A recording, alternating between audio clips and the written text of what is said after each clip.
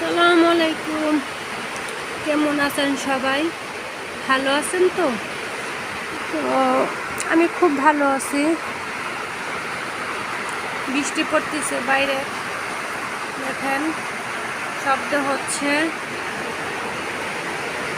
দোয়া করি সবার ঈদ খুব ভালো কাটুক পরিবারকে নিয়ে, আর সবাই ভালো থাকবেন, নিজের খেয়াল রাখবেন।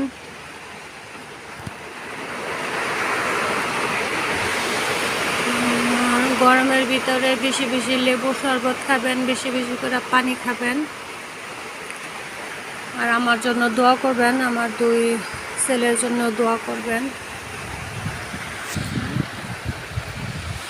বৃষ্টি আসতেছে, জানলা পুরোটা খুলতে পারতেছি না।